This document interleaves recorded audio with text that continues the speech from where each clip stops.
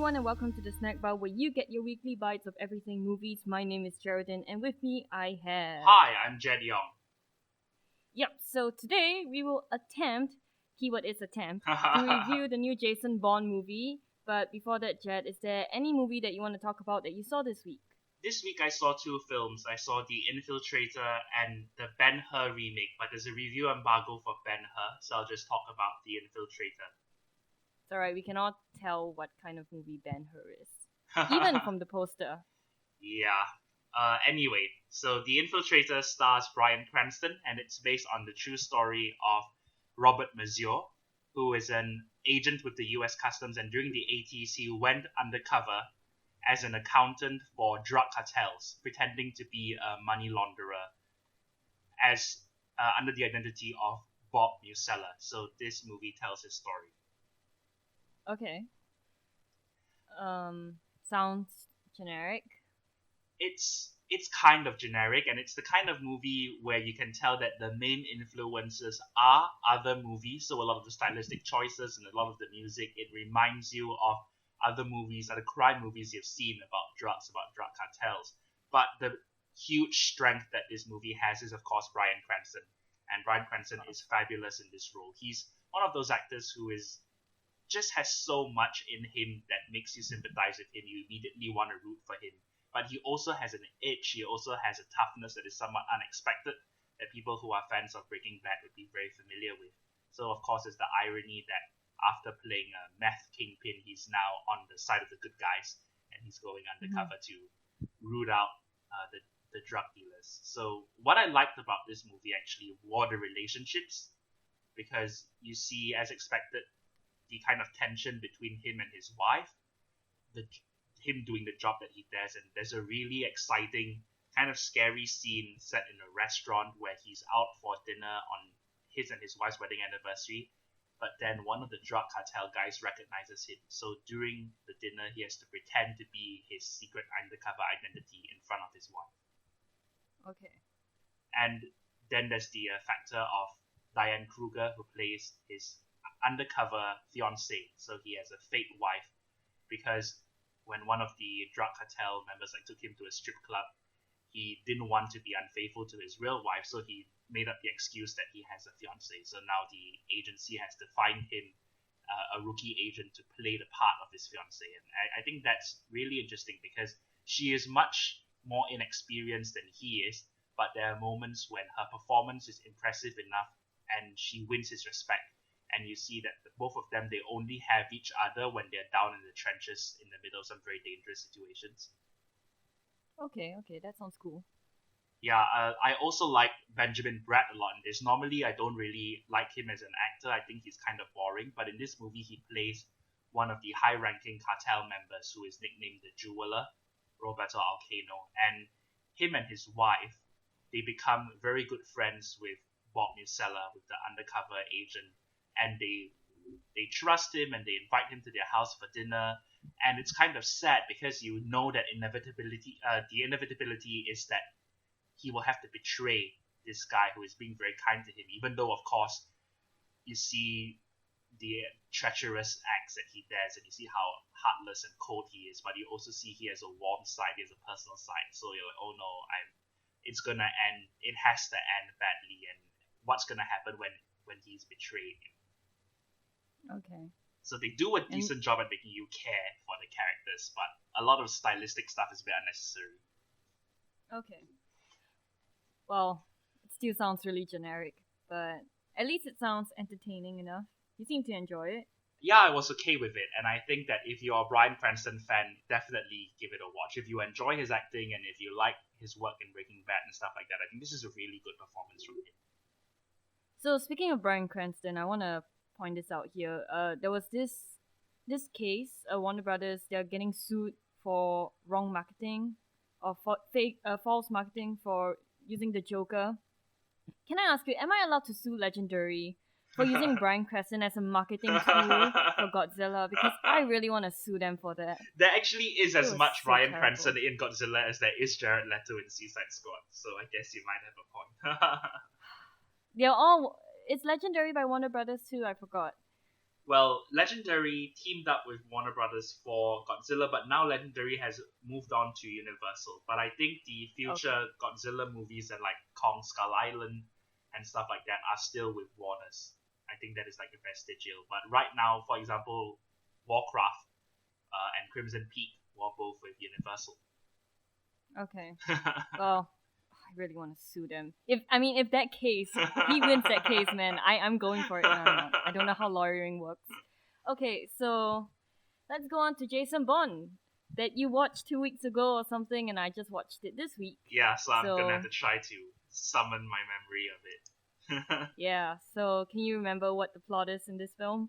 Well, alright, I'm gonna start off by saying that we are talking about having difficulty finding things to talk about this movie, but really I don't think it's terrible. It's just kind of okay, and it's not super memorable, but I don't think it's a bad movie, so I'm gonna preface it with that. Yeah, okay, so it's been 9 years since we last saw Matt Damon play Jason Bourne in 2007's The Bourne Ultimatum. So right now, we see Bourne slip out of the shadows. This is the 5th installment in the franchise, and it's the 4th main film, because the previous movie was the spin-off The Bourne Legacy starring Jeremy Renner. So Nikki Parsons, who is a former CIA agent, she is now with a hacker collective in Reykjavik in Iceland, and she discovers documents detailing a family connection that Jason Bourne has to the Treadstone Project, which is a project that groomed him into a super agent by the CIA. So CIA Director Robert Dewey, played by Tommy Lee Jones, makes hunting down Jason Bourne a top priority. And he puts Heather Lee, played by Alicia Vikander, who is the head of the CIA Cyber Division, in charge of tracking him down. So Iron Hand, which is a Black Ops project that is run by Robert Dewey, is at risk of being exposed. And Robert Dewey secretly assigns an assassin who is only known as the Acid, played by Vincent Cassel, to track down and assassinate Jason Bourne. In the meantime, Silicon Valley billionaire Aaron Kalor, who is the founder of the social networking site Deep Dream, is having second thoughts as Robert Dewey demands access to the private information of the 1.5 billion users that make up Deep Dream, and he's wondering whether or not he should succumb to Robert Dewey's demands. So Jason Bourne finds himself caught up in the shifting intelligence landscape, and even his resourcefulness and wits might not be enough for him to stay ahead of the curve. Okay, so I'm gonna put this out there. I kind of slept halfway through this film. I can't tell whether it was because it was a boring film or whether I was sleepy. Yeah, I can't tell most of the time that happens to me either. So I was sleeping for about half the film, and then I woke up for the climax. So I knew what was going on, sort of, because I kept waking up and then going to sleep and then waking up. So you could kind of follow it. I mean, in the end, it's a very simple plot. It just maneuvers a lot. Yep. And I get the outline of the plot, and I thought that it was really overcomplicated. But anyway, that's besides the point. Jason Bourne is a really boring character. I never realized that until this film. Because he doesn't do much, right? Like, he just goes around. I mean, he does do a lot, but as a character, he doesn't really go through an arc. Yeah, the idea with Jason Bourne is that he starts out the Bourne identity as a clean slate. So he himself is the least interesting character because it's all about finding out what happened to him by way of those around him. So he is kind of a walking plot device in a way. Which isn't a bad idea. I never realized that. Yeah, so to me, when I was watching this film, I'm like, God, he has no personality at all. All he does is he's just a walking machine. Like, he just goes and beats people up and then finds out the truth or whatever. And wow, okay, yeah, sure. And the new character that they added, Heather Lee, can I ask you, what is her accent in this film? Because I thought she was British at first, but then does the CIA have British people inside? I don't think so, right? Then after that, I hear a little bit of American accent, and then I don't understand. Like, who is? I mean, it's not important, but it still distracted me a lot in the film. Sure, yeah. It's I was also having trouble placing her accent. I kind of decided she grew up in the UK and then spend the rest of her adult life in the US, or she went Okay. yeah, I don't know, because Alicia Vikander is Swedish, and her natural accent, I don't think it's super thick, but you can tell that she's not American. So I think she did a pretty convincing English accent in The Danish Girl. So Yeah, I think so too. it I remains thought to she was British. right. Yeah, so I don't think she'll have a problem with like Tomb Raider, but this movie it was a bit distracting. I'll agree with you on that. And I realized that she does the same acting in a lot of scenes where she looks down and then you can see her long eyelashes go down and then she looks up. Yeah, You know what I'm talking about? be- The weird acting that she does. that's how she conveys that the character is thinking. Yeah, I don't like it. It's too distracting. But she's a much better actor than me though, so I can't really criticize her for acting choices. So yeah, what did you think of this film?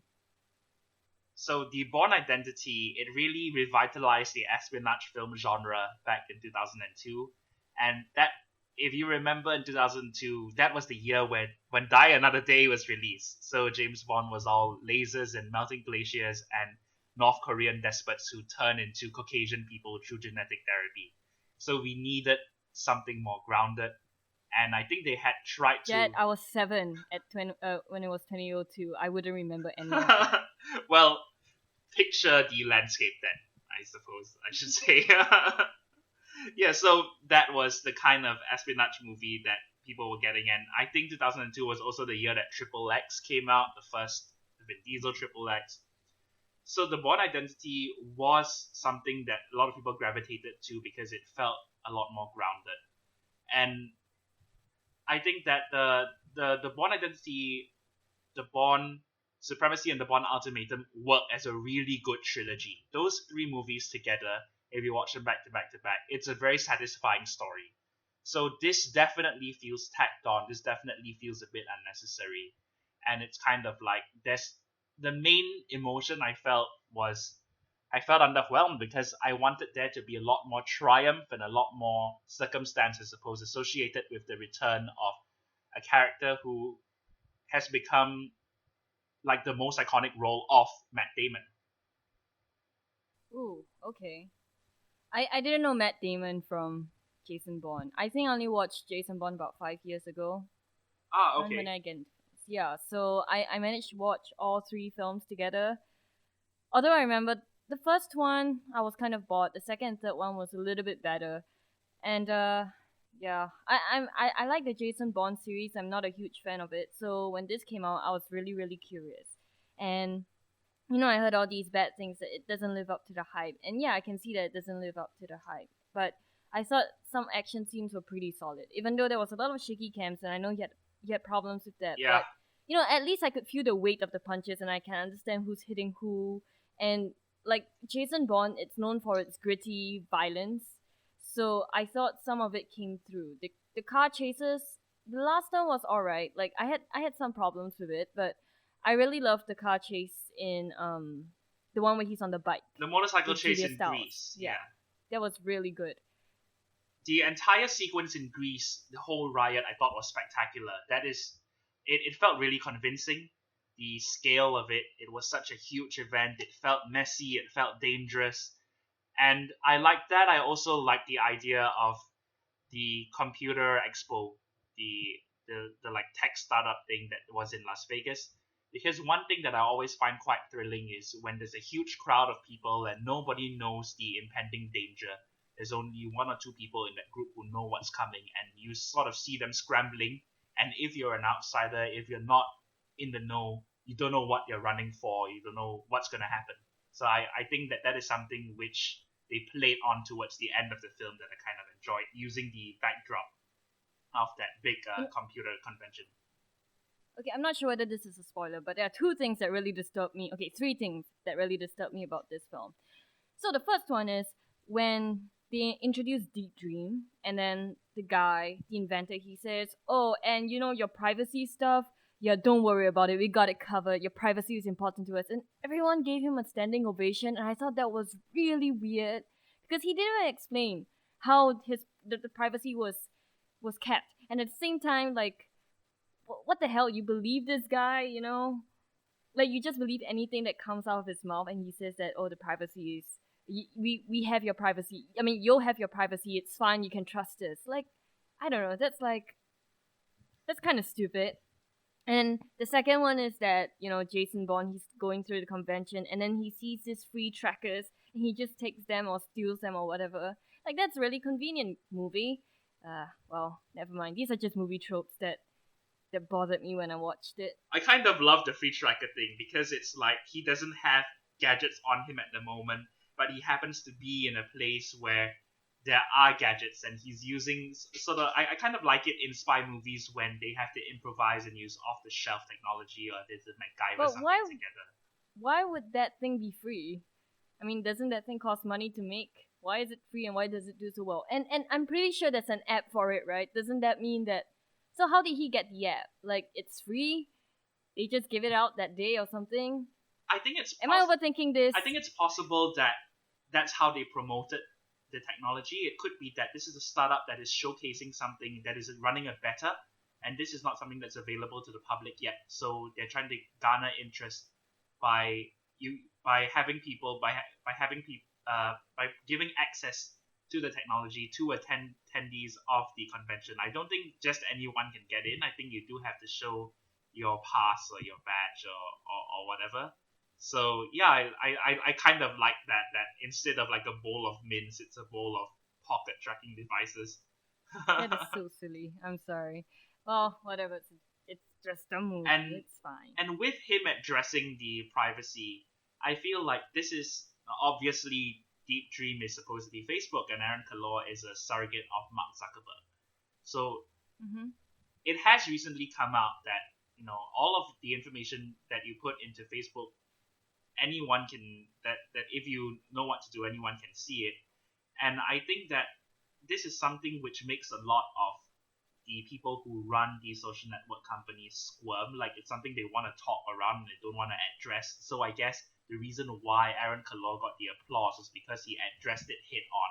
So even if that means if he's lying, they can hold it against him. Because if he didn't say anything regarding that and it comes out that all of your information on Deep Dream can be easily accessed, then it's like, oh, but I didn't say anything about that, then there are loopholes, right? So if he says it so plainly, if he states it so plainly, then it can be used against him. So he's sort of like giving people material because he does believe that this is how he can win people's trust. All right. I mean, it's kind of hard to believe that, but all right. So there were some plot twists in this film that I didn't like. Do you remember the two plot twists that happened in this film? Yeah, more or less. The two major reviews. Yeah, those we're covering that under spoilers, right? All right. I didn't like them. I felt that it was really convenient. Very convenient. It's a very movie trope Spider-Man thing. Yeah, where it's always like, oh, but you didn't know there's this secret connection that this character who's supposed to be a stranger in the story actually has. Yeah, so that kind of reveal I'm not very much a fan of, where it feels like a screenwriter does that when there aren't enough stakes. And you feel like you need to artificially pump up the stakes by doing this thing that you reveal in the flashback. Yeah, I think it's really tacked on. I really like why the villain is going after Bourne. I love the reason why, and I love that it sort of paints Jason Bourne in a bad light. But then, the plot twist happens, and I did not like it. I did not like how they sort of gave Jason Bourne a reason to kill the guy, or yeah, basically that. There's not a lot to talk about this film. I'm sorry. Yeah. So. Yeah, I do kind of like how they use Tommy Lee Jones because it isn't a very over the top role, and when Tommy Lee Jones plays an over the top villain, it's really awkward. Like in Batman Forever or in Under Siege, it doesn't. He seems like I think the quality that Tommy Lee Jones has is that he's very stern, but there's also somewhere deep in there there's a warmth, there's a trustworthiness. So you can sort of see how people might believe him or view him as a capable leader at the CIA. And it's a good idea to have the head of the CIA, the director, be someone who's elderly, because then he's kind of out of touch and he needs somebody younger, in this case Alicia Vikander's character, to handle the high-tech side of it, which is how the landscape is changing. It shows that he's a bit left behind. Yeah. I like him as a villain too, but he was alright. I feel like this movie is it's a very average movie with nothing much to think or talk about. Like, you just go out of it and you just go, oh, okay, that was a movie. You know, it's not like I hated it, it's not like I loved it, so it just felt like a movie. And everything just feels so generic. And yeah. Yeah, so the thing about the character of Jason Bourne, well, I've not read the book, so as we see him in the movies anyway, is that it's kind of different from James Bond, where the idea of James Bond is that it's episodic. For the most part, most of the movies have very little, if not nothing, to do with the previous films. So you can... Unless you're the latest James Bond movie. Yeah, unless you're like from sort of ruined the previous James Bonds. From Casino... What's his name? Craig? Daniel Craig? No, I don't think it ruins the previous James Bonds. Oh, I'm sorry, but it did for me. But anyway, that's my opinion of it. I think, as a reboot... It did the Spider-Man thing, Jedd. Come on. What do you mean by the Spider-Man thing? The Daniel They connected, Craig? the guy, he connected everyone to him or whatever. What's his name? Blofeld? Yeah, Blofeld. Oberhauser? He connected everyone. Yeah, like he was the one that... Oh yeah, I'm not particularly a fan of that. Yeah, I'm talking about Casino Royale going straight into Quantum. Oh, okay. That hadn't been done before, where one Bond film is a direct sequel, and in fact, Quantum picks up minutes after Casino Royale, which I thought was pretty cool. Like the ending of Casino Royale is a few minutes before the opening of Quantum Solace. So yeah, that's cool. That was fun. So no, not the Blofeld thing. I'm not a fan of the reveal that Oberhauser was a childhood friend of Bond. Yeah, that whole thing I didn't really like, but I know some people don't have a problem with it. Anyway, as I was saying, Jason Bourne, it's all about the mystery of what happened to him and who he is. And the problem is that you can only add on to what has already been revealed so far. Mm-hmm. That it feels like anything else you pull out about Jason Bourne's past is something extra which wasn't important earlier on and is now important because you need to make another movie. So that's why I thought that the direction they were going in for sure was to have him meet up with Aaron Cross and perhaps initially pit them against each other in Jason Bourne versus Aaron Cross, and then they figure out they're on the same side. Yeah, that kind of thing, and that would be how the franchise was going forward, where you have a two-hander and it's a buddy cop thing between Matt Damon and Jeremy Renner. So I was kind of disappointed that wasn't where they were going. Yeah, and the thing is, if you pair both of them up together, I'm pretty sure Jason Bourne can have some sort of, he can have some sort of attitude, and you can see his personality coming through. Yeah, because if it's a buddy cop, they will have that generic wit to it. Yeah, he'll have someone to bounce off of, and then you can see what makes the both of them different. But you can also see that their roots are in the same type of CIA program and the same type of training or brainwashing. Mm-hmm. Yeah, so that I think disappointed me, and it feels like if Jason Bourne pops up all of a sudden after not having been seen for 9 years, I feel like it would have been a bigger deal than it was in this one. Yeah. Like, it would be, if the world is ending, then Jason Bourne would suddenly appear. It felt like the whole thing where he came out of the shadows because of the information in the file about his father, and at the same time, I think when they did the flashbacks, I wish that they had developed a little bit the relationship between him and his father, because as it stands, I don't really care. Yeah, same. Yeah, and it was like, oh, of course his dad was involved, blah, blah, blah. But no, he wasn't involved in the way you think. He was actually involved like this, blah, blah, blah, blah, blah. And yeah, it feels like a retcon. Okay, so let's just go on to spoilers, because that's the thing I really want to talk about. Sure, yeah. The whole twist. So before we go to spoilers, I would say don't watch this film. There are better films out there like Star Trek that deserve your money. Maybe watch Suicide Squad. This is not worth it. I mean, I thought this was okay, but I don't think I would recommend seeing it in theaters. I think that if you're a completist and if you enjoyed the Bourne trilogy and the Bourne legacy, you'll probably want to catch this eventually. And I don't think you'll watch this and you'll hate it, but it's probably going to be underwhelming for you. Yeah, but if you're already attached to the character of Jason Bourne of this particular franchise, then you probably will want to watch it anyway, regardless of the reviews or what other people say. Yeah. Okay, so spoilers now. Yeah. So it turns out that his dad was in charge of the program, and he's the reason why Jason Bourne became a super soldier. Stupid plot twist. And the other plot twist is that the guy who's going after Jason Bourne now, the asset. he was the one that killed his father. Right. Yeah, the asset. So okay, so that's great. That's really convenient movie. You see, I like that the asset. The reason why he's so angry at Jason Bourne was because what he did in Ultimanium, he exposed the Black Ops or something, right? Yes. So because of that, they found out he was working with some cartel or whatever, and then they found out about his identity, the asset, I mean, and then they tortured him for 2 years, and because of that, he wants revenge on Jason Bourne. Yeah, I like and that I too. love that. Yeah. It's so cool. But nope, they just have to make it, oh no, Jason Bourne also now has a personal agenda against this guy. I hate that. Like, it's not cool. Like, I get that Jason Bourne, you want to give him a reason to kill the man, and so that we wouldn't feel bad, and we wouldn't be like, oh man, I feel bad for the guy because it really was his fault and he was tortured. Right, yeah. But then, it's too much of coincidence, and it's so obvious what you're doing that it becomes tasteless, and it's clear that you didn't know how to go about this, and it's not, it really didn't work out in the end. And I thought it took away a lot of the realness, I guess, from this movie.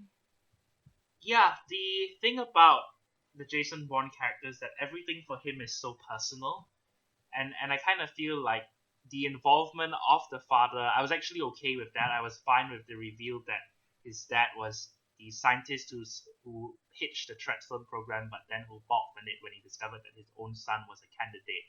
That's all right, that's fine. But yeah, it does cross over into kind of sloppy or convenient storytelling when you have the person who pulled the trigger on his dad be Vincent Cassel, be the asset, because that's very convenient. You don't need that. The stakes are high enough. You don't need another reason for him to kill the asset. I mean, the reason why Jason Bourne has to kill the asset, it should just be that because the asset will kill him. Exactly, his own life is in danger, so he's gonna defend himself from this guy. And there have been in the previous films some pretty memorable assassins, like I kind of like Clive Owen and Carl Urban. And so if Vincent Cassel is just one of those guys, I think that's perfectly fine. Yeah, I also feel like perhaps Vincent Cassel is a bit old. I think it would have been cool if it were like a scary, much younger guy, and then it would feel, then Jason Bourne would feel like, oh, I'm being outmatched, I'm being outgunned because this person has youth on his side, this person has speed on his side. As it stands, like Vincent Cassel seems so much older than Matt Damon. Vincent Cassel was like my favorite part of the film because I was genuinely scared of him. Yeah, because he is creepy. He doesn't miss. He's dead shot, I guess. He's a creepy guy. Yeah, and I really liked him in this film, and I thought he was a worthy opponent of Jason Bourne. Yeah, me too. I thought he was scary. And I love his backstory. I think he's a great character. I just hate the part where they connected Jason Bourne to him in a way that, he becomes personally involved in it. And I'd rather just Jason Bourne be at fault at this point than try to sugarcoat it. Yeah, because it takes away from the groundedness, because it feels like a soap opera at this point, where it's like, oh no, you killed my dad. When the whole idea is that the appeal of this franchise is the plausibility of it, that of course some bits are far-fetched, but you're supposed to be paranoid, you're supposed to be frightened, and you're supposed to feel that the person who's protecting my interests against shadowy government organizations is someone like Jason Bourne. So that is what the core of the appeal of the franchise is, I think, and I think kind of detracts from it when it becomes that personal of a vendetta, especially this late in the game. I'm gonna go off topic a little bit. So Jason Bourne, it's known for its vehicle shots where you see Jason Bourne like walking away, and then a bus goes like across the screen, or some people go across the screen and then he goes missing. Yeah, the white Um, disappear. yeah, I love that they sort of teased that in this one, but in the end he's still there. It was amazing. Like That's that right. was Yeah, I awesome. did notice that actually. That's a good catch. Yeah, they played with Yeah, that because convention. I think it was a bus. So like a bus was going across the screen. I'm like, oh okay, here they go again. He's The gonna screen vanish, wipe. Nope, he's still there, and it's great. So speaking of the asset, he killed Julia Stiles' character, which I was Nikki. really sad. Yeah. Yeah, I was really happy to see her again. Then she died, just like the girlfriend in the second movie. Yeah, Shot so to the head. I honestly I don't mind what they did. I saw it coming, and I think that by having her be the only other character from the original trilogy who returns, I think, right? Besides her and Jason Bourne, nobody else comes back.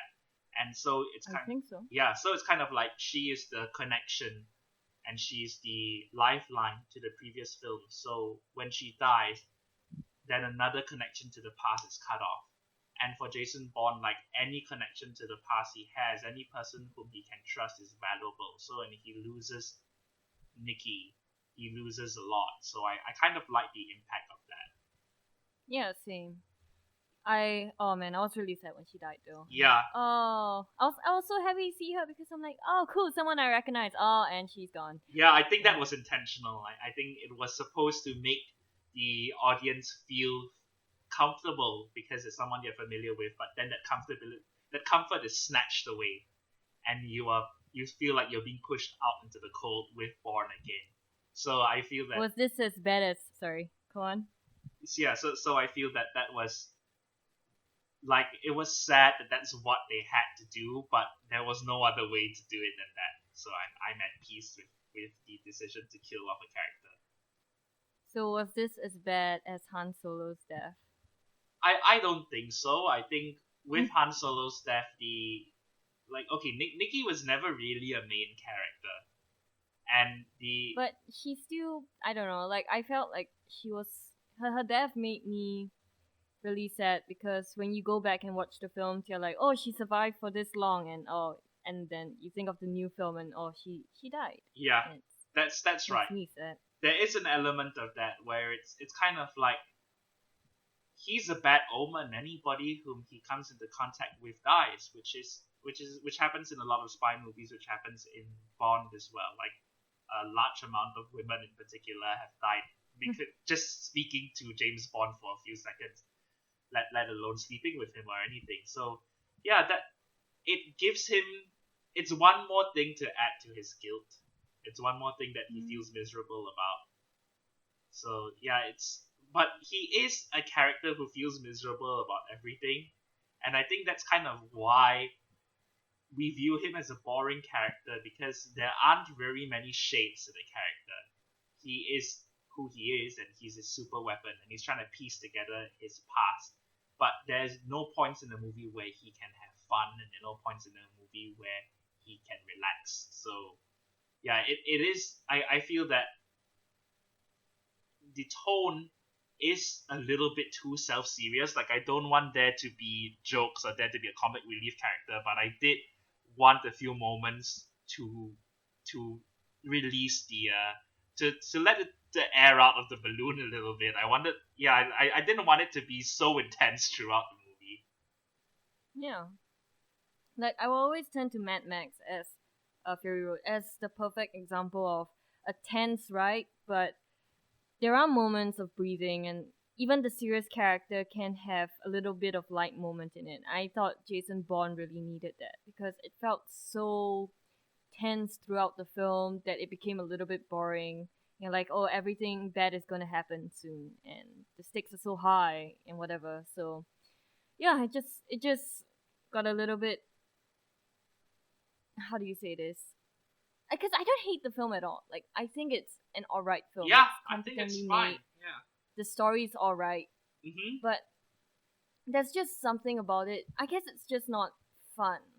Because a serious film can be fun and it can be entertaining, but this one just felt so one note. and at the same time it overcomplicates itself with all these mysteries. And the thing is, you know where these mysteries are going, so you know it ahead of the characters. And because of that, I don't know, like, just it's a snooze fest for me. Yeah, it's like the main reason I want to watch a spy thriller is I want to be entertained, and a movie can be serious and entertaining at the same time. And I don't think this movie had enough moments where you as an audience can jump out of your seat and go, yeah! And an action movie needs parts like that. You need to have a moment of triumph or a moment of victory or a near miss. And the example that I go to is Mission Impossible Rogue Nation has a lot of that. It has a lot of really. But Sorry? Rogue Nation is a lot more fun. Yes, yeah. As in, it's meant to be more fun. I think I will compare it to something like Skyfall, where it is fun, but it is also a very serious film. Well, not very serious, but it's a serious film. I'm trying to think of a movie that's comparable in tone, but yeah, I guess Skyfall kind of works. Yeah, it feels like all of the action sequences, it kind of feels like the intent is for you as an audience not to enjoy them. The way that they're shot and the way that they're edited, it feels like they want to say they've done this action scene, but it cannot be something that you derive entertainment out of. So you're denied that. And I couldn't get into the middle of the big set pieces, which I think are staged wonderfully, but I just couldn't tell what was going on. Which one? Both the major action set pieces, I think the motorcycle chase in Greece, and then more so the chase down Las Vegas Boulevard at the end. Okay. Yeah. Okay, so the chase down Boulevard, there was something that really bothered me about this. At the end, he crashes into the casino or the hotel. I don't know what the top thing is called, but for the valet parking thing. Right, yeah. I hated how he crashed, and it looked so painful, and it looked like the whole car was being compressed down. Yeah. And then it drops. And then he was just and fine. then he just comes out and he's like, oh man, that was wild. Yeah. I mean, am I watching Fast and Furious here? If you want to be gritty and all that, then don't make that kind of over the top action scene where it becomes so unbelievable that he can get out there and then he can still walk fine and he still has energy and his bones unbroken. Ah, man. Like, I hated that ending. It was a good chase. Like, it was a little bit too Hollywood, but it was still a good chase nonetheless. But man, I hated how that car chase ended. But I think the final fight with him and the asset, it was good. Like, I really like the punches. I think the sound design is really good. Yeah. Like, you can really feel the weight of it. It sounds painful. Yeah, it sounds really painful. And then the part where, like, he's choking Matt Damon. Oh man, like, I was like with him too. Yeah, I feel like the action is as intense as you can get without an R rating. And I've always really enjoyed the fight style that Jason Bourne has, and a lot of people have wanted to learn the particular style of fighting that he uses, because especially in the first movie when he just takes down all of those guys in the passport office, and it's almost like he doesn't know where that comes from, and he like looks at his hands like, what did I just do? That's really cool. Mm-hmm. So I like seeing the hand-to-hand sequences, and I think that Matt Damon put a lot of effort into getting into really good shape, and he's not a spring chicken anymore. You know, he's past his 40s, but I think it really paid off. I didn't feel at any point like he was too old for it or he was out of it. I think that the effort that he put in shows. I'm just glad Matt Damon is in movies now. I feel like there was one point in time when he wasn't in movies. Or was it just me? Like, he wasn't in these kind of big movies. Yeah, where he was in like more Soderbergh things, because he did like Contagion with Soderbergh, and then he did The Informant, so he was doing a bunch of movies with Steven Soderbergh. And We Bought a Zoo, for some reason. Yeah. I really like him in this. I like Matt Damon, that's why I like Jason Bourne, but still, Jason Bourne is I wish they give him more to do, besides sulking and then punching people after a few minutes. At the same time, I'm kind of glad that we didn't get a romantic subplot in this one. Yeah. Yeah.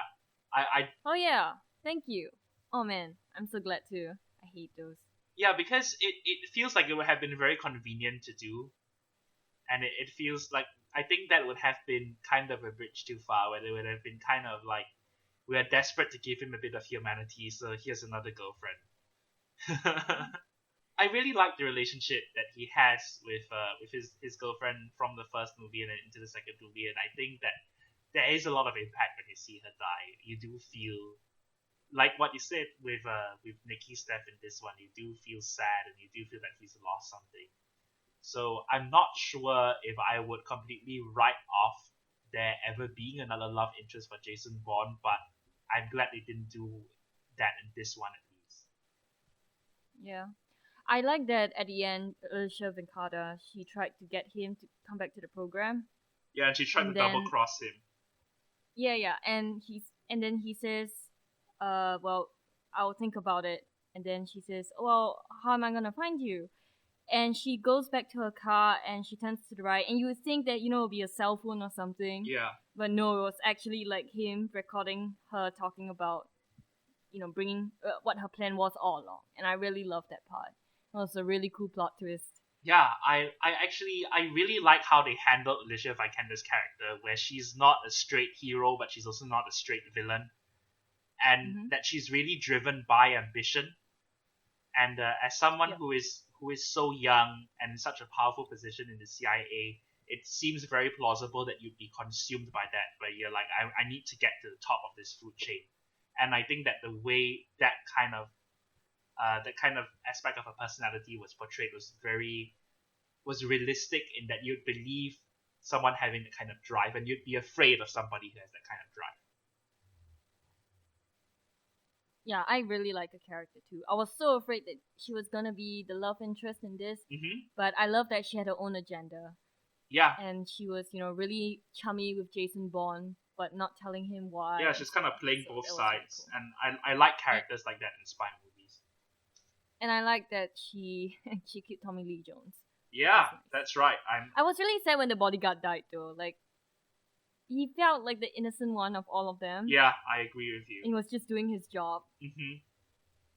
Yeah, but I also really wanted Tommy Lee Jones to be pushed out the window. I felt like they were right next to a giant window, and I was like, come on. Yeah. That's not very nice. No, It's just because he had done so many terrible things in the movie. And yeah, yeah. okay, I really like Riz Ahmed in this. I like the actor who plays Aaron Kalor. I'm so glad he didn't have an Indian accent. Yeah. He's also the guy in Nightcrawler. That's right, he's the I cameraman. really loved him. He was in it. awesome in that movie. He was so good. Yeah. And he's in the new Star Wars as well as in Rogue One. Okay, I didn't know that.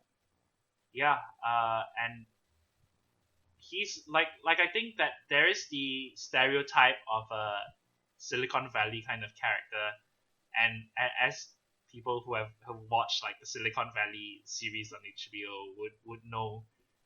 So to have a character like that, but to have him in such a way where he still has his ideals and he's not completely cynical, and you can see why he's fallen the trap that he's fallen into, and now he's realizing that there's no way out. I kind of like that as a plot point. Yep.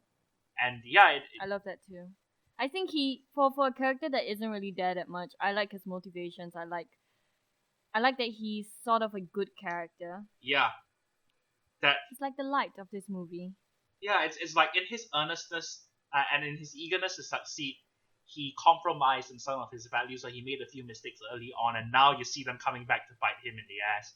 And how he reacts to that is the key thing. So I did like how that was portrayed, and it also does make you a bit paranoid, which I think is the goal, should be the goal of any of these movies, is to make you sort of think twice before you next put in your personal information and you fill out a form.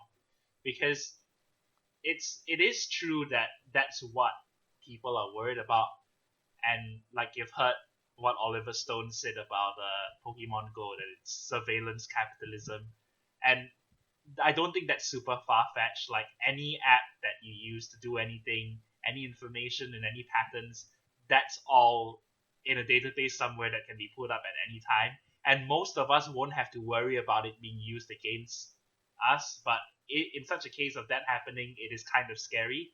So I like that was a plot device, and I'm sure that there are intelligence agencies that are tied up with Facebook, as we have seen from the NSA thing. Mm-hmm. Yeah, I mean, I am pretty sure the government's watching us right now too. Sure, Because yeah. we're doing this podcast. So I'm sorry that yeah. we're boring you to tears, guys. Well, it's not our fault. This movie is boring. Okay, no, I'm kidding. This movie's alright. Yeah, so We whoever's should have made it entertaining. so whoever's listening to us, like from the government, is bored now. Yeah. It's alright. It's better than watching people paint walls for what, $3 or something. This is going on the poster. Better than watching people paint the walls. The snack bar. It's such faint praise. No, like I really think that it's not terrible, but it does not grab you. Like a movie like this should grab you. It should be like, oh, I'm in 100%. But I mean, we've seen so many of this before, and like all hacking movies are the same, where people just type and then you see the screen on your screen, and you're like, I have no idea what's going on here, and then the person explains to you what's going on, and you're like, okay, and now I'm bored again. Yeah, absolutely. There's a lot of that in this movie. There's a lot of, oh, we've got to trace this, and we've got to delete that, and there's a lot of progress bar tension. Yeah. Okay.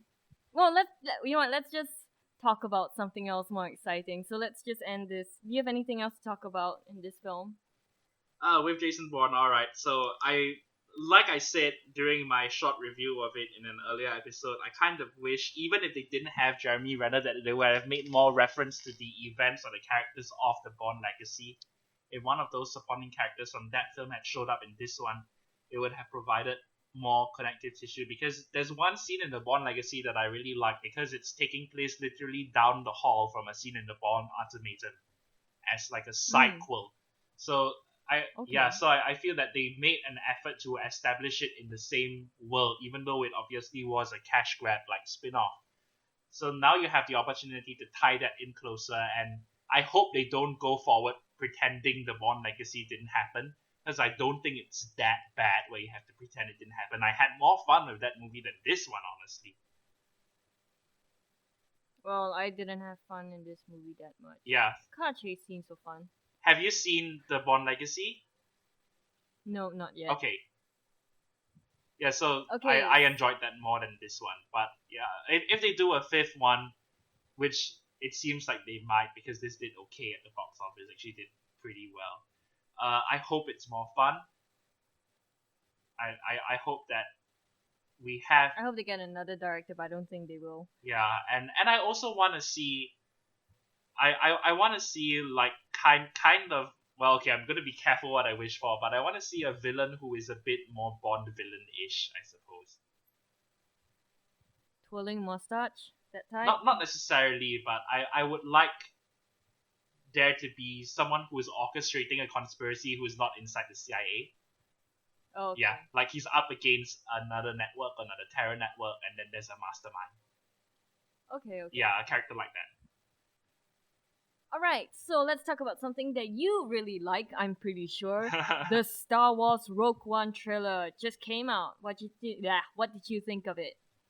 Well, at first I was kind of hesitant to watch it because it's close. I think it's close enough to December that I can go without. But after a few days, I gave in, and I don't think it gave away too much. So I'm quite happy that I did watch it. I think it's really good in that it establishes the premise very quickly, and you also get to spend a bit more time with the characters other than Felicity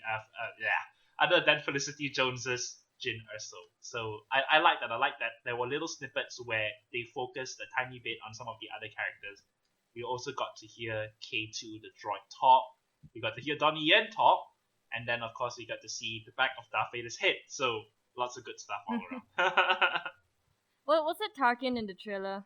I couldn't think tell. The character who's played by Ben Mendelsohn, like he kind of does look like Peter Cushing, but they've confirmed his name is Orson Krennic. So he's a separate guy from Tarkin. Pretty sure his name is Tarkin in the end. They reveal it. Just like they did with Robin in in Dark Knight Rises or or like something. with Khan. Yeah, I could see them pulling that, but yeah. Yeah, so I enjoyed the trailer and I like the tone that they're going for, which is kind of Band of Brothers, Saving Private Ryan in space, which I think should have been done actually a long time ago. Not necessarily in the galaxy far, far away, but a long time ago, and I'm glad we're finally getting to it. And I'm also glad that it doesn't look overly intense, that there are a few jokes here and there. Yeah, I really like the music in this. Oh yeah. Like, I love.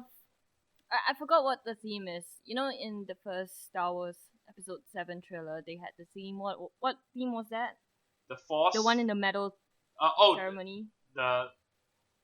You mean the fanfare?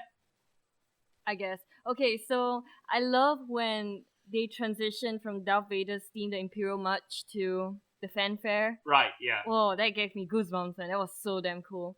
But yeah, this looks really good. I mean, it's from the same guy who did Godzilla, but well, hopefully he doesn't keep teasing things and then only giving us 8 minutes of awesome stuff while following a really, really, really, really, really, really boring character. Yeah, but I mean, Felicity Jones, she looks awesome. She looks a little bit like Carrie Fisher when she was younger. Yeah, I don't know. the way she smiles a little bit. Yeah, and yeah, the action looks good. Very diverse cast, which I think is pretty cool. I'm looking forward to this film mainly because I hate fan service, but I'm also looking forward to how things led up to the first episode. I mean, the third episode of. Wait, hang on, the fourth episode. Right. The first movie. Yeah. Of Star Wars, whatever. Yeah. And yeah, just like we said in previous episodes, it's a good thing when the universe is opened up and we see that there's more to the Star Wars world than the family saga and the soap opera that is the Skywalker story.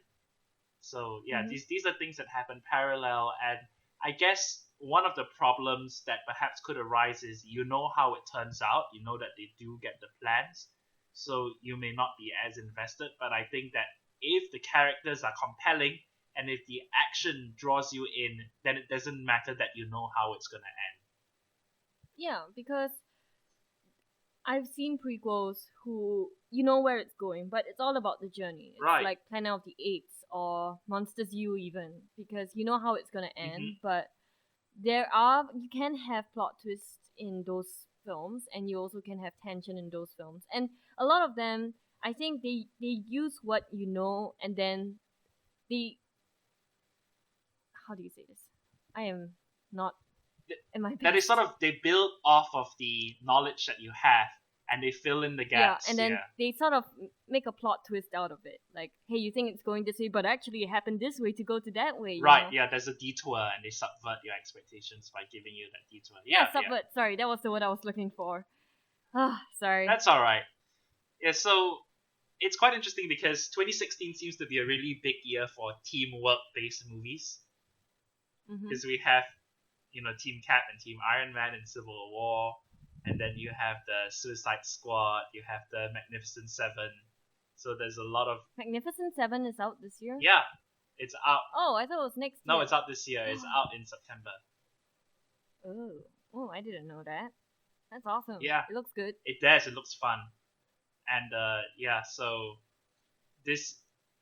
I like the idea of a motley crew that you have to get together, and we saw a little bit of the recruitment process in the movie, and I wanted Flash to turn up. It's like, alright, stop, I'm in.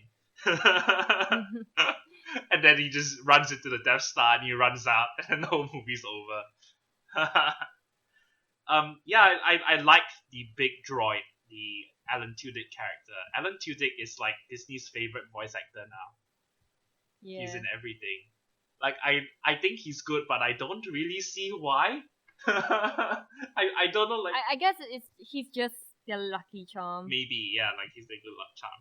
And I like the description of K2 that I think Alan Tudyk said, where he says that it's Chewbacca in a droid's body. Oh, that's adorable. Yeah, where he actually is like a badass. He's not a C-3PO type, which is the expectation. Yeah, that's what I thought too. Yeah, I thought he was... I think he still will be the comic relief, but he'll also be badass. So, yeah, that'll be fun. Okay. And but I know a lot of people who are more familiar with the expanded universe very much wanted Felicity Jones's character to be Jean Ors, and then they wanted Diego Luna's character to be Kyle Katarn, who are these two characters to show up in the expanded universe, but unfortunately they're close enough. In fact, I think the name Jyn Erso might be derived from Jean Ors. So it's a little bit frustrating because we almost have stuff that people are familiar with. At the same time, Yeah, but I guess I mean, the problem with a lot of comic book movies is that they tease this character, but they don't have time to show more of this character that people love. right? So Yeah, I rather them just create a new character that's almost like that character, but it's a completely new character, so they can do whatever they want with him without pissing off the fans. yeah. I think the example that comes to mind is Gambit in X-Men Origins Wolverine. He was in that? I don't remember. The whole movie was a snooze fest. Yeah, so No, seriously, he was in that? he was. Yeah, he was played by Taylor Kitsch. Oh, okay. Yeah, he did have the I accent, don't remember that. but they did show him throwing the cards and using the staff. Ooh, okay. I've completely forgotten about him. Yeah, there was just like it was kind of like we'll throw Gambit in because he's a fan favorite character. Are you guys happy now? Alright, so anything else you want to talk about the Rogue One trailer? I really love the Imperial March orchestra that they used. It's really cool. There is always this dissonance for me when I rewatch A New Hope because I'm always expecting to hear the Imperial March, and the Imperial March was only composed for Empire Strikes Back. Yeah, they used that a lot in Empire Strikes Back. I remember that. Yeah, so I always it seems to bleed over in the memory that the Imperial March was in A New Hope when it wasn't. So yeah, and this is the first Star Wars movie that is not being composed by John Williams. It's being composed by Alexander Desplat. Oh, he's a good composer. Yeah, he did a bunch of the Harry Potters, right? Yeah, not that great, but I really like his Lily theme. Lily theme. Yeah, I Lily can't say that right. theme. Lily theme. Okay, there we go. Sorry, guys. It's alright. Yeah, both of us have stupid tongue tonight. Okay, so what's next on the agenda? Yeah. Oh wait, Well, I didn't say- before we move on, yeah, please go ahead. Yeah, I didn't write this in the news, but Kenny Baker, the actor behind R2D2, he passed away, which is really sad. Yeah.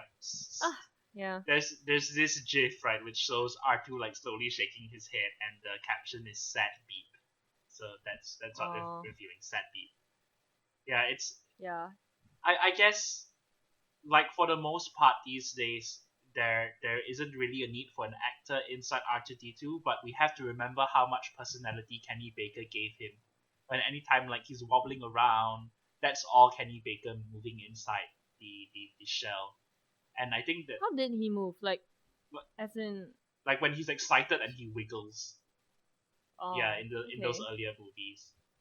I'll be honest, I didn't know that there was a guy inside. You did so not? Like, when I heard that... Okay. Yeah, I didn't. Oh, I'm sorry. It's alright.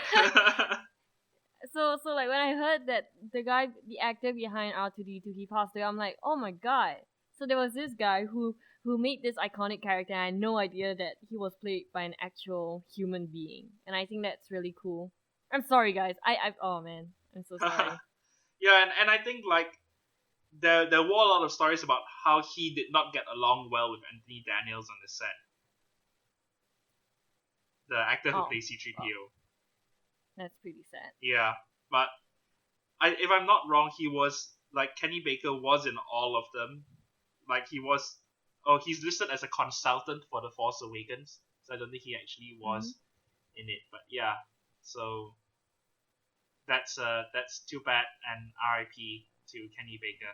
How old did he? He's 81. I think he was 83. Hang on, let me check. 81, yep. So I hope Anthony Daniels hangs around for a while longer. Like I cannot imagine a different voice for C-3PO.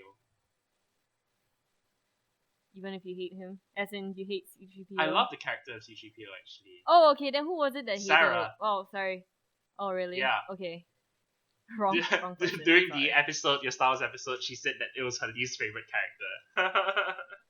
And you're like, no. Yeah, like the reason why I like C-3PO is because the story with him is it's all about what happens when life doesn't go as programmed. He's always in these situations where he's way out of his depth and he's completely unprepared for it. And he overreacts to everything and he's scared of everything, but there's a part of that I can relate to. So I don't think I'm that neurotic. I hope I'm not that neurotic. But I think it's fun that you have a character who is so out of place in the middle of this grand epic adventure, experiencing it, and who, by random happenstance, finds himself in the middle of these earth-shattering, galaxy-shattering events, and he's just an average protocol droid. Yeah, but I think he's fine too. Like I don't mind him, and I'm glad that he's in the Star Wars universe because there are times where I do find him very funny, and I love the situations that he gets himself into. Yeah. So it's great. And I'm not sure how much I like the reveal that he was built by Anakin. I don't know how necessary that was. Oh, I thought nothing of it. I'm just like, oh, I guess he was built by Darth Vader. Yeah. He's a good... What was he again? A good mechanic? Anakin?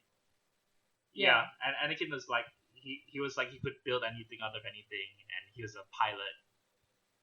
Yeah. Oh, Anakin. Yeah, the pod race. You sad child. I killed them all. Okay. Yeah, so thank you for all that you've done for cinema, Kenny Baker, and may you rest in peace. Yep, we salute the man in the can. Yeah. Whoa. So sweet. Okay, so Donald Glover is rumored to be the new Lando. A little bit too on the nose, too easy, or do you like it? I think it's okay, but I don't think he strikes me as a Lando type. I feel like when I think of Lando, I think of Michael B. Jordan. I think of Anthony Mackie. Yes, Yeah. that's who I thought. I think of someone who is... Oh man, I thought I was the only one because a lot of people like Donald Glover, and I like him too. It's just that when I think of Lando, I think of this like really cool guy who cracks a little bit of jokes. So like that's Michael B. Jordan to me. Yeah, my image of Lando is that he's a complete ladies' man. Like he's a charmer. Mm-hmm. And I think that part of Donald Glover's appeal is that he's a little bit of a dork. He's a little bit awkward, and that's why people like him because he's cool in his own way, but he is also he's also a little bit dorky. Like on Community, he's like the intersection of a geek and a jock, and that's part of his charm. But I don't think he's completely that archetype of like a smooth talker. Like he would be on a recliner with like a glass of whiskey and like holding court in his lounge or in his bar that he owns, and that's the kind of character that Lando is. I love that you said that Lando is a ladies' man, and I said that he was cool, which pretty much drives home the point. Yeah, and I guess he's slick, right? He's a gambler and he's a player, and he was the guy who owned the Falcon. So when they said they're gonna cast Lando for this movie, maybe we'll see the origin of how Han Solo won the Millennium Falcon from Lando in that Sarlacc game, which I think would be really awesome to see in the big screen. So that's like a tiny, it's a bit of trivia that everyone is like, oh, did you know where the Falcon comes from? So on and so forth. So I hope they keep that. And I'm glad Lando is going to be in the new Han Solo film because I really like that character, and I wish we saw more of him. Yeah. Or maybe I wish we didn't because George Lucas might have effed it up. So. Is he gonna be in the new Star Wars films? Are there rumors about it? I don't know. I mean, he has to be at Han Solo's funeral, right? Yeah, I hope we do, and I don't think I don't think Billy D. Williams is busy with anything right now. He loves this character. He does. Like he even voiced him in Lego Movie. Yeah, it was quite interesting because in the Lego Movie it was him and then Anthony Daniels, but it was not Harrison Ford. He was the only one they couldn't convince to come back and do the voice. Yeah, and like the very very early rumors surrounding Episode 7, they were saying, oh, John Boyega is playing Lando's son because obviously there can only be one black guy in the universe. Yeah, I think when you see Lando and Han in Episode 5, you immediately know that there's a long history. So it makes perfect sense for us to see them as teenagers or in their youth. Yeah, I really like this character too. He he's probably one of my favorite human characters from the Star Wars series. Yeah, that's a really Yeah. good choice actually. Yeah, I think that Ooh, okay. Because I have a lot of weird Star Wars. Like, I like the third movie more than the second one, and I know a lot of people don't like the third you movie mean as much as the first and second. Return of the Jedi.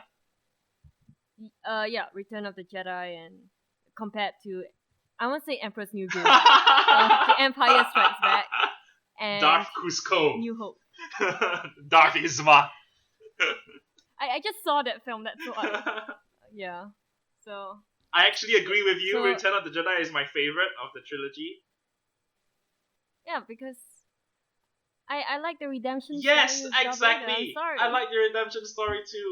I think there's a little bit too much Ewoks, but everything else is really, really, really cool. And I love the opening of the escape from Jabba's palace and how Luke cooperates with R2 who's hiding the lightsaber. All of that stuff. The whole explosion of the sail barge and the whole space battle at the end where Lando is flying the Falcon into the second Death Star, while you have the big duel between Vader and Luke, and finally the redemption, the father-son thing. It's a great conclusion to the arc, I feel. Yeah, and I think it's also because I'm biased and I'm very partial towards father and son stories, and Return of the Jedi had the most. So Right, yeah. I lean towards that film. Yeah, I like Return of the Jedi a lot. Yeah, that's the Star Wars movie of which I have a poster on top of my bed. Good choice. I mean, it's probably the wrong choice according to the internet, but I like it Yeah, too. go so- away, internet. Let me have my thing. Alright, so let's talk about because the Ghostbusters 2016 film did very well, box office wise, and internet everyone loved it. Yeah. They're still going forward with the Ocean's 11 movie, the all female cast Ocean's 11 movie. Ocean's 8. And Yeah, it's being called. Ocean's 8, right? Sorry, what did I say? Ocean's 11. Alright, so we've already announced Sandra Bullock, Kate Blanchett, Helena Bonham Carter, and Mindy Kaling. Right, yeah. And now they've announced Anne Hathaway, Rihanna, and Nora Lum, who I never heard of. Why Rihanna? What do you think of this cast? I think, Or these new three casts? was Nora Lum in Neighbours 2? I don't know. Who is she? I think she, I've not heard of her either, but you have seen Neighbours 2, right? I've not seen it, so, Oh, okay, yeah, I know who she is. what was she like in them? Yeah. Did you like her in Neighbours 2? She was like a stoner, I guess. Oh, okay. I mean, everyone was like a stoner in that film. She's a typical I give no shit kind of girl. Yeah, alright, so Asian, by the way. this lineup, I think that people are gonna make a big deal out of it, but I'm glad that there's an Indian woman and there's a Chinese woman in the team. It's like, alright, that's cool. Instead of one token Asian, you got two Asian people. Oh yeah. Is there a token black cast member? Not Rihanna? yet. Yeah, it sounds like it. Alright, so political correctness is out the window. I don't think I have a problem with the concept at all because from what I've heard, Sandra Bullock is playing George Clooney's sister.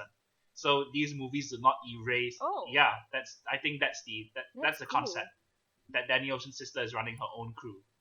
And there was Okay. which I kind of like. Now I'm more on board this Yeah. one because that actually sounds really cool. I thought it was like a reboot. Oh no, it's not a reboot. So I was pretty surprised to find that out as well. And I think they actually said that they were planning a cameo for George Clooney in this one, but he said no. So he'll have a cameo if there's a sequel to Ocean's 8. I hope they don't kill him off. That would be terrible. Please don't kill Danny Ocean. Push him out the window or something. I mean, one of the reasons why I like the Ocean's movies, not all of them, but the general vibe is that the stakes are not life or death. That I kind of like that. Yeah. I kind of like that there's still excitement and there's still tension, but people not killing each other. And I think that makes it a lot more fun. And I think these, like, the whole cast is amazing. Except Rihanna. Yeah, why Rihanna? But, I think they just need, I mean, I was like, I guess they just need people to sing, but Anne Hathaway is there. yeah. No. So she can sing the soundtrack for this film, but I guess not. The other thing that Rihanna was in was Battleship, right? Yeah. she wasn't too bad in it. She was. Well, then again, I really like Battleship because it was so dumb that it was fun. I think it was way too long. I think that I would have had more Yeah, it fun was if way it was too long. shorter. But I recognize that there are parts of it that were quite enjoyably goofy. I don't know, like Rihanna in that movie, it just felt like Michelle Rodriguez wasn't free. Yeah, that's true. Yeah, so it like I think that there could be a good function for for her character in Ocean's 8, but it depends on what they let her do. Like I don't know whether they're gonna make her like the one who's being sexy all the time, like she's the person who seduces everybody and charms away the situations. I don't know what they're gonna do, but I hope that there's a variety of skill sets, and I don't want it to be over sexualized. Mm-hmm. And yeah, I guess what was fun about the Ocean's movies is I guess some people find it annoying, but it's famous people just chilling out, famous people like hanging out, Yeah, me too. having a fun time, and then you feel like a part of the group. You feel like for 2 hours you're invited into the gang. So I want, I love it. yeah, too. I want this movie to have that vibe, and if this movie has that vibe, then half the battle's won. Yeah, and they still state that it's a comedy, so that's good. So I think it sounds like Anne Hathaway was the role they wanted Jennifer Lawrence for, right? Oh, I'm not sure. I'm just Like, I'm trying to think who is the Jennifer Lawrence substitute here. That was my first thought when I saw the added cast members. I guess because Anne Hathaway seems like the only one who can act to the caliber of Jennifer. Yeah, it has a similar kind of vibe. Mhm. Like, I don't... Like the hey, I'm just your friend type of vibe. Yeah. Which people find annoying, so I hear. Like, a lot of people hate Anne Hathaway, but I don't. It's just alright. I mean, a lot of people hate Jennifer Lawrence. Yeah, So all's fair. there you go. Case solved. Exactly, yeah.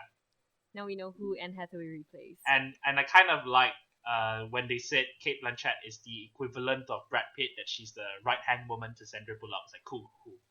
I want Kate Blanchett to be like the second most important character after Sandra Bullock. I think she deserves that. She's so watchable, and she's just a really, really great actress. Like when she showed up during the Oscars and she was just reading off the teleprompter, it was an awesome performance. It was like this. It sounds really important. And she's just... I think you're in love. Jedd. No, I honestly I don't find her attractive in a traditional sense. Like I honestly don't find her sexy, but there are people who do. I just think that there's something about any character where she plays where you can feel the energy in the performance without her calling attention to herself, without it being really over the top. Like there are actors who, when they give a performance which is Oscar baity, you know that they're trying too hard. Will Smith. Yeah. Yeah. So. Well, I liked him. I liked him in that. Just told the truth. Concussion. Not bad. So, he was so miscast as well, Malu. Hey, come on! I liked him. I think you're fine, Will Smith. Give me money. Yeah, I after you said the whole it's not really a reboot. I'm looking forward to this one because, like I said, I really like this cast. Yeah. Yeah, good job.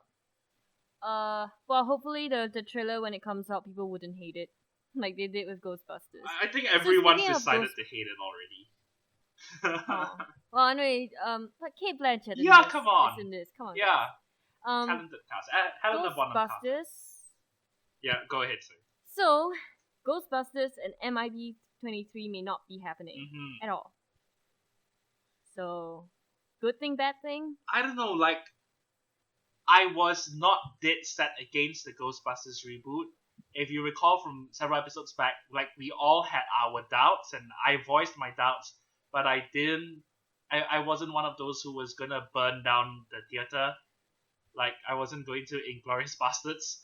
and I thought it was fine. I didn't love it, but I didn't hate it either. And I actually was pretty excited for a sequel because of the post-credits thing that they did. And there's such a mob mentality. And I saw this post, I think it was on 9gag, where someone put up the news that it was not going to have a sequel. And then the headline was like, we did it. Like, it's some sort of victory for all of the trolls, and that's sad. Like, come on, don't like why is this the cause that you've rallied behind? It's yeah. It's difficult to talk about this without getting in trouble with one group or another.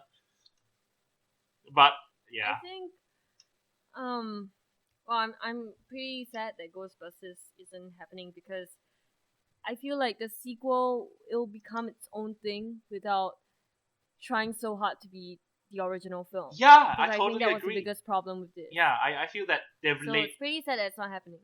And I like the cast too. Like I thought that the cast had very good chemistry.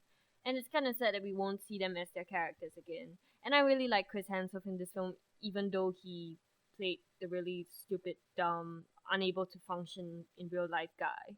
But I'm gonna miss this cast, and it's kind of sad that a woman's film didn't do well in the box office. And I hope that they don't blame it on the women and on Paul Feig. I hope they blame it on the marketing for this film and how badly everyone treated each other.